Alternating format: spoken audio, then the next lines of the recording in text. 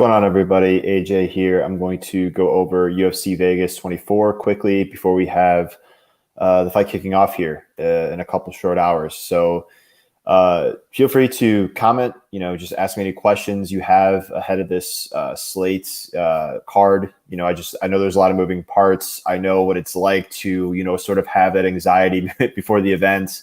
So you're not alone if you experience that sort of thing. There's just a lot to think about and that sort of thing. And that can make us feel a little bit overwhelmed and whatnot, considering all the different details for every single fight on this card from top to bottom. So I'm looking right now, there's 5 for the main card, 6 on the prelims, so 11 fights, and they're going to be starting here a couple hours. So yeah, looking forward to the events. I have 2 bets. So as you guys might know, I do have a bet on Kelvin Gastelum, 1.5 units at plus 210. So 1.5% of my betting bankroll at plus 210. And I also have 3.5 units on the under 2.5 rounds for Gravely and Burchak. So I have a bet on the first fight of the night and a bet on the last fight of the night. It's pretty funny how that all works out. And that's it. So I feel good about it. This was a card where I just didn't feel that there were too many spots I wanted to target. There's some cards like this where I have one bet where I just pass. Like, just some cards are better than others from a betting perspective, at least from my viewpoint. So that's just the way it's got to be. I actually had more bets on the Bellator card yesterday, despite researching less fights, because I'm the main focus there over at Daily Fan MMA is the main card breakdowns. I do look at some of the prelims, but not all of them. So it's pretty interesting how that all works out. But regardless, it's a fun event. I mean, it's another UFC event. I know that this isn't like a pay-per-view, but we do have a pay-per-view next week. So it's a good good thing to enjoy in the meantime. Good main event. Looking forward to Whitaker and Gastelum. This is a fight that these two were supposed to fight for the belt a couple years ago. So it's really good to see them rebooked. This is a top contender fight. I think the winner here could get a shot at Israel Adesanya. I think especially if one of them gets a finish, there could be a good case to be made that they get a shot at Israel. Vettori has a case as well, though I lean that the winner of this fight, if they do get an impressive finish, that they would get it over Vettori just because of the amount of draw that it would, get. The fans are more accustomed to those finishes and whatnot. And even though Vettori would be a stout test for Adesanya, I could easily see the winner of this fight getting the shot ahead of Vettori with an impressive finish. So it's interesting, especially because Gastelum was, the guy that arguably put Israel in the most trouble at middleweight, right? Debatably, right? Not a sure thing. If you want to look at in terms of like who imposed themselves in the grappling realm, that was Vettori, right? But in terms of who did the most damage to Adesanya at middleweight, that was Gastelum. Gastelum almost knocked him out, did a lot of damage closing distance. And it was just a phenomenal, even though he lost the fight, it was just a fight of the year candidate. Phenomenal performance by Gastelum and Adesanya. So I think the fans would be really, really ecstatic to have that booking again. I know that Whitaker wasn't as competitive as Gastelum was just because it went a shorter amount of time. But, I didn't think Whitaker looked bad outside of the 2 knockdowns. And I know that's like a big if, a big but he was competitive on the numbers. I didn't think it was like a blowout of a fight, even though it resulted in a finish. But I think that, it was just one of the tougher matchups for Whitaker. And we also have to keep in mind that he was coming in there off a layoff off of the Romero fight. Obviously, he has some more momentum in the meantime. Got a comment here, UFC Betting Boss. What's up, man? What's up, AJ? Good luck tonight. Yeah, man, you too. Keep killing it, brother. Thank you for joining. And let's do this, man. Yeah, so it's a good event like we talked about. I personally think it's a better event just for DraftKings. I always think that every MMA event is great for DraftKings because MMA is a higher variance sport than, say, the more statistically driven sports like NBA, NFL, MLB. And as a result, we just sort of see these unexpected, less likely outcomes than we would in the other sports because of the variance, because it's, 2 fighters locked in a cage going against each other rather than, say, like a team sport or something like that, where there's, say, like more wiggle room, less margin for error type of thing. So I always love to target these MMA MMA slates, right? Because the variance is high. I get that the ownership could be a bit of a difficult monster to tackle just because with that point, compared to those other sports, there are less fighters to choose from. There's less players in the player pool than say the other sports, and that just automatically inflates the ownership just based off less options. But like we've seen last week, Jarvis Danho at a very cheap price, a very low ownership, going out there and getting a knockout against De Castro, who is far highly owned. I mean, those are the type of plays that, did I pick De Castro to win? No. I mean, but I want to take some shots on some fighters like that, those lower owned fighters. If making a bunch of lineups, I do like to make a lot of lineups because stuff like that can happen. And that doesn't mean that I want to invest like 20% exposure in Danho, but just taking some exposure to Danho, why not? Just got to think like a contrarian, game theory, not just who do I think wins. I mean, that's all fine and good that if I pick a guy and they win, that's great. But I got to think like there's more probabilistic outcomes than say meet the eye, than say what I think is most likely to happen. Again, most likely, it's not a guaranteed thing. And it's what I think is most likely. It doesn't mean that that's objectively the most likely thing that happens, right? So, like we said, this is a high variance game, and that's why I do like it from a DFS perspective in DraftKings and FanDuel. I'm willing to take those chances. I know that not everybody wants to do that. Not everybody wants to make a lot of lineups. I know that some people want to stick to a few, which is less to worry about. I get it. But there's a lot of very helpful DFS resources out there that just make it very simplistic. In terms of like constructing ownership or constructing lineups on the fly, determining, you have to determine obviously how much exposure you want to each fighter. But once that's decided, once the amount of lineups are established, it becomes a very, very easy process. So it's just something that I find beneficial for me. Again, people make their decisions at the end of the day. They can do whatever they want, but that's just something that I generally think is a good process for me. So even though I don't have a lot of betting action on this card, I think this is a card where from a DraftKings perspective, just like any other sport or, just MMA in general, I'm looking to, get up for sure. We could talk about, I already did a podcast for like just breaking down all the fights, but if you guys have any comments, feel free to let me know, in the comments section. But, we can just kind of go through these fights from top to bottom. I could just talk about DFS if you guys are down with that. But first fight of the night, I guess Gradley and Burchak. I'm under the impression that Gradley's going to be really popular. I like him too. I like him just like everybody else, right? But with a play like that, a guy that is higher owned, that is higher priced, I'm always conscious of like the amount of exposure I want of that fighter because I think everybody generally thinks that Gradley's just going to go out there and do his thing just based on the odds, based on the amount of love I've seen for him. And I think he goes out there and does his thing, probably gets a good DraftKings score. But I got to think like there's multiple different ways this thing could go down because that's how I tend to succeed as a DraftKings player. I can't just pretend as if it's going to go only one way and that's it. No. There's plenty of different ways it could go. Even though we only get to see it play out one time, but we going into it, that's how I like to think of it, as if there's various ways it could go. We see one variation of it, and that's all fine and good. But that kind of goes along with the contrarian mindset that I like to adapt. So I like Gradley. I think he's a good play, but I actually am underweight to him than the field just because everybody's going to think that along the same lines. And just there's a chance that he goes out there, does his thing, puts up a big score, and he still doesn't end up on the GPP winning lineup just because he might get priced out. If it's one of these cards where not a lot of underdogs win, the lineup that has Gradley in it, assuming he puts up a big score, that lineup might not be able to afford him. So it's just kind of weird how the lineup construction all sort of works. I remember UFC 260. Vicente Luque and Sean O'Malley at high price points got finishes, viable scores, but they were actually priced out of the optimal based on the other fighters that won on the slate. It's all based on the roster construction, not so much like who's a good play and who goes out there and does their thing.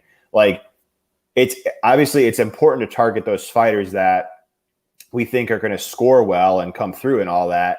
But it's not as if like, okay, well, if they go out there, they meet the projection, they go out there, get 100 points at 9K or whatever, that does not guarantee that those fighters are going to be on the winning lineup. So that's why I'm always conscious of those like higher priced, higher owned fighters. Like I still want to target them, but I'm also very aware as to how much ownership I'm putting in to my lineups with them in it. Because I just generally think that that's an edge to be had long term. And again, people could agree with it or not. It's their opinion, but that's just something that I like to do.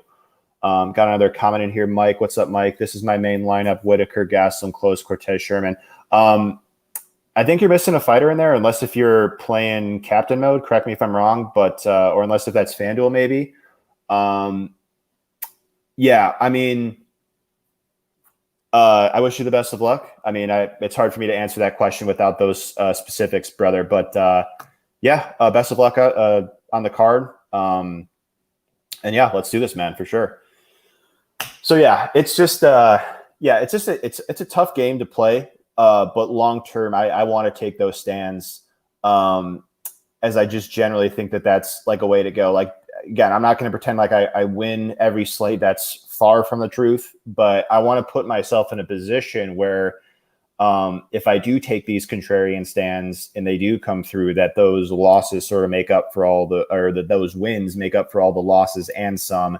And I'm just in a position to be right when, maybe the ownership doesn't reflect that, my ownerships are right. So I always think ownership is very, very important, especially in tournaments. I'm not so worried about it in cash. I just want to make like an optimal lineup of players or fighters, fighters and players, depending on what sport, that I just think will come through. They have good projections. They have strong odds to win, strong odds to finish. So yeah, that's generally where I'm going. Miss Abdul, my bad. Okay, so Whitaker, Gastelum, Close, Cortez, Sherman, Abdul. I mean, it depends what contest, to be honest, like GPP or cash. I mean, like I said, it's just tough for me to. I mean, your lineup could do well. I'm not doubting your lineup at all, but it's just tough for me to kind of approach a DraftKings slate and know kind of exactly who's going to score what, and even if they win. That's why I always like to make multiple lineups, and because it's playing with variance, right? Like I could go on here, I could do all my homework, my research, but there's plenty of times when I'm wrong, and I want to be in a position where I'm sort of, spreading my different DFS exposure to where I do have a lineup that is contrarian and also puts up a good score, because we get surprised often in MMA, right? I mean, we get surprised in pretty much every sport that we play DFS. So that's my rationale for playing multiple lineups. I mean, I used to be a main lineup kind of guy, and again, it's everybody's choice what they want to do.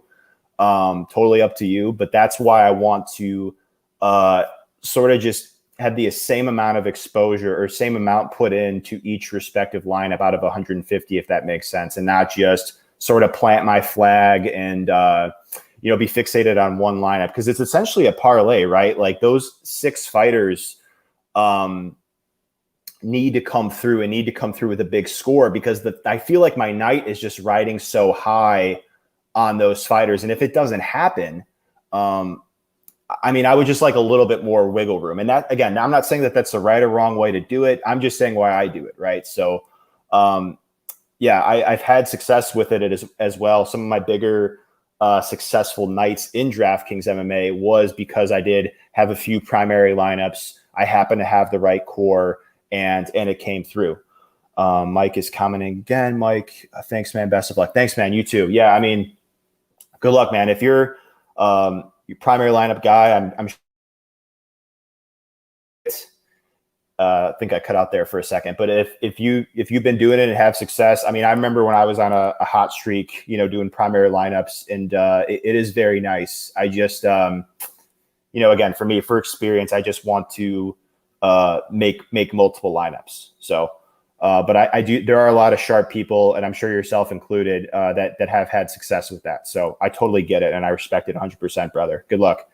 And that's another thing too, right? Is core. Core is important in MMA, right? Like I want to again spread my exposure on fighters, but I also want to prioritize fighters or fights that I think could really pay off and ultimately be higher owned than the field. You know, there's some fighters like we talked about, say, instance, like a guy like Gravely or even Abdul Razak El Hassan in tournaments who they're not going to be a secret, guys. And I'm not saying that they're not going to go out there and they can't go out there and do their thing, score 100 points, but there's still a chance that one or both of them doesn't make the optimal lineup. And that's ultimately why I want to be underweight to them, right? And so I would rather target like fights in the mid range, like, you know, anywhere from 85,000 or 86 to 76. When I'm confident that the fight as a whole, the winner of the fight is going to score big, but I'm not super big on who wins. Like I'll have a lean on who wins, but I want to target both sides of a fight like that, be very heavy on it. Because if my read comes true to where the fight does score well, and I do have that fighter, and I have a lot of them across multiple lineups, I'm in a position to do well on the night, right? So I'm more willing to take those stands on those fights or those fighters that are more reasonably priced, like not 9.4K, not 9.2 or 9.3, not super high and not super popular just because they might get priced out. It's possible, but there's been plenty of times where they haven't and they still made the winning lineup. But like we talked about, there needs to be a lot of circumstances to allow those fighters to be on the optimal lineup. We need to have many underdogs win, or like 3 underdogs win, or just somebody really cheap. Like in the case of last week, I'll bring up Danho again. Danho, just super cheap, allowed a lot of salary in lineups if you had him, right? And if you had Danho in your lineup, you were most likely looking very good, just based on the roster construction there and the ownership and all that. So that's just something that I like to do. And again, I'm not saying that that's like the objectively right way to play DraftKings or not. Everybody's got their own process, but I'm just trying to share like what I've had success doing. And that's what I like to practice. And again, I'm not saying I master this game or anything like that. I'm constantly learning. I consider myself a student, not an expert. I mean, if people want to call me an expert, that's fine. I take the compliment. I say thank you, but I consider myself a student. I'm learning and I love it. If I master this, I would just be bored by it and it just wouldn't excite me as much anymore. So I love learning. I love, just experiencing different things and trying my best, because I feel like that's the best way to succeed and grow. Emanite is in here. Gravely plus Godinez all in, bro. Just do it. Parlay or DFS. Yeah, I mean, like, I'm not betting the money line there for either. I said off the top, I do have a bet on the under 2.5 for the Gravely fight. I think Godinez is talented. It's just tough to tell how good she is just based on her level of competition. Like, she's only 5-0. This is her UFC debut. I mean, she looks the part. She looks like a good boxer. She's fast, explosive. But I would like to see her tested a bit more. Like, I think she definitely has upside. I think her career trajectory is pointing up just based on the fact that she is young. Only 5-0. I think that she's just going to get better. But I would like to see her tested a little bit more. If you have action on that, I wish you the best of luck. But for me, I'm going to pass on it. But I hope she looks good. I hope Gravely looks good as well. So we'll see. That's the first fight of the night. Gravely, Godinez is Godinez and Penne. Penne. That's one of the first fights of the nights as well. So we'll know right away on your take for sure. All right, we got another comment in here. Matthew, what are your thoughts on Whitaker and GPP? Seems like he might be overowned again, given this fight might be. Yeah, I mean, that's a good take, right? Because yeah, I do think for sure he will get some ownership. How much, I don't know. But as we know from playing, the main event always gets love, right? Even if it's like just this fight where, like when Darren Till fights, for instance, like Darren Till's a very talented fighter, but he's generally low output and generally reliant on getting a knockout to put up a big score.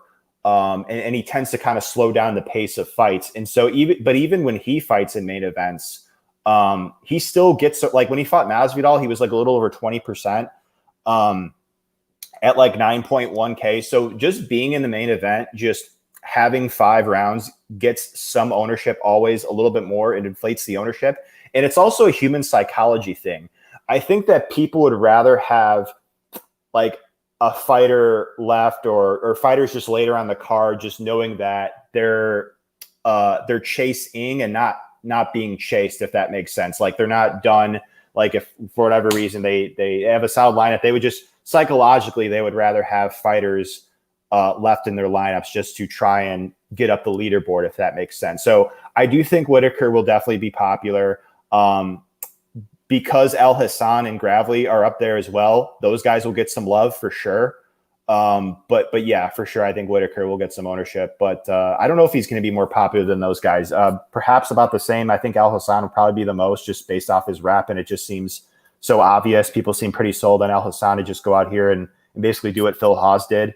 On the feet, like his score is like, I mean, like, yeah, could he knock out Gastelum? He could. I'm not doubting him. I just think that, like, yeah, like if theoretically, if Whitaker just wins a decision and like lands 100 significant strikes, doesn't really wrestle, maybe he lands a knockdown, even with those circumstances off of his price, it's still not this monster score. But going off of the game theory point that we talked about earlier, let's say hypothetically, and this is just hypothetically, it's not like, I'm saying that this is for sure going to happen, but Gravely loses, El Hassan loses, Romanov loses, like all these fighters that are priced up there that are more popular than Whitaker and Godinez all lose. Then we're in this circumstance where we have Godinez and Whitaker as the only high price fighters that won. And by default, kind of with these lineups these contrarian lineups that people had, those fighters that they had in their lineups to pull off the upsets, aka Burchak, Malkoun, whoever, Espino. So like if they have those 3 underdogs, right? And let's just assume that they paid up, right? They could end up with a lineup with Godinez and Whitaker in it and somebody else, right? That just is sort of just like a natural construction. And maybe that means that they catapult to the top of the leaderboard. That's how I like to think in DraftKings. Because again, I hear what you're saying. Definitely. There's definitely a chance that if Whitaker wins, he might not put up a sufficient score, but it depends on how the rest of the slate shakes out. I would be nervous to fade Whitaker if making a bunch of lineups. I wouldn't want to do it. But at the same time, I get what you're saying. We know Gastelum's durable. There's definitely a chance that Whitaker knocks him out, but there's also definitely a chance that he doesn't. So I'm one of those people that wants to take sort of all these different things into consideration. And that's what I do when I, sort of make my lineups. I take into consideration that ownership, try and gauge what the public is thinking, and then kind of make my decisions based off of that. So appreciate you commenting that, and I wish you the best of luck on the event, Matthew. So yeah, that's just something I like to practice, right? And it's just one of these things where just being in this game for so long, like I try my best, I do my homework, but there are just plenty of times when I'm wrong, and I accept that. And going along with that point, that's why I just sort of like to embrace the variance of this game, like in DraftKings. Even though I'm picking Gastelum to win and I'm betting him and everything, I don't want to fade Whitaker on DraftKings. I don't. That's just not something that I want to do. I don't want my own ego to get in the way of me making lineups, right? So that's just something I like to practice. And so even a guy like Anthony Burchak, a guy that I wouldn't want a lot of exposure to, he will be very low owned, Will Burchak. And even if I had like 10% exposure to Burchak, I would probably have more of him than the field. So that's always something that I like to be mindful of as well, because just taking an overweight, underweight stance is just something that I like to practice in general. It's hard to tell exactly what the ownership will be going into a slate, but it's relatively simple to tell who's going to be really popular and who's not. And if you don't want to know more, I mean, just look at the odds. If you're one of those people that likes to listen to different podcasts and whatnot, I mean, if you're hearing the same names over and over again, that's usually a good indicator. I mean, you guys know what to look at, but like the inside distance line. So even though a guy like Al Hassan is coming off 2 losses and one of them's a knockout, people might think like his ownership might not be that high, and maybe it wouldn't be as high, say, if he was coming off a couple more knockout wins. But I still think Al Hassan will be popular. And even Whitaker, like we talked about as well. I mean, it seems that a lot of people have pointed out about, maybe he just gets a decision or whatever, and it's not this big score, but he still will get some ownership, I think. What do I guess his ownership would be? Like low 30, high 20. I mean, somewhere around there, yeah, I mean, he's still a big name. And that's another thing that people like to gravitate towards, especially like in pay-per-views that we'll get to next week. Like, people want to put fighters in their lineups that they just trust more. And I was even going to roster Nunes, who was fighting Farn here, prior to the fight getting scrapped. I didn't think she was going to be that popular because not many people know who she is. She's making her UFC debut, but the tape that I saw told me that she had some submission grappling upside, and her win inside the distance line was like plus 190, which isn't, an elite prop, but reasonable on this slate. And so those are the types of spots that I like to take some shots on, just because the public tends to want to roster fighters that they just feel are safe. And I get it. We trust these fighters. We know that they have a rep, but there's just so many pay-per-view events where these lesser known fighters that maybe, have a fight in the UFC, but it wasn't this tremendous score, or they're making their debuts, they don't get as much ownership. And I'll go back to Uros Medic back at UFC 259. I don't know his exact ownership offhand, but he was like 8,600. He was making his debut, but his metrics were good. Like, he had a good inside distance line, and he was like a first round finisher. Most, if not all of his wins were by first round finish. He was facing Alon Cruz, who was coming off a first round finish against Spike Carlisle. Yet he wouldn't, I don't know what his exact ownership was offhand, but he wouldn't be as low owned as he was if we didn't have those other big names on the card. So that's always an edge that I like to look at in pay-per-view events. Because like next week, we got fighters that are underdogs that are very proven fighters, Masvidal, Rose, and Andrade, right? So naturally, those fighters are going to get ownership, right? Just because the familiarity factor.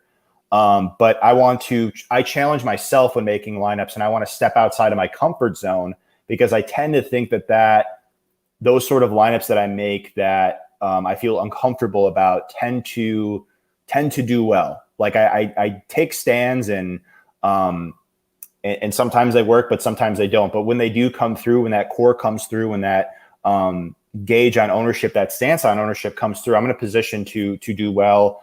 Hopefully profit on the night and maybe take down a GPP or something like that. That's just something that I like to practice. Again, I'm not saying it's objectively the right or wrong thing to do, but it's something that I've had some success in. Yeah, I mean, I think that'll about wrap us up here. About 30 minutes on this stream. Thank you guys so much for tuning in. I want to wish you all the best of luck. If you guys like this video, please feel free to give it a thumbs up. Please feel free to leave a nice comment below. And please feel free to subscribe to this channel. So you can get notified as to, when I go live, when I place a video, or post a video, that sort of thing. So thank you so much. Good luck on the event.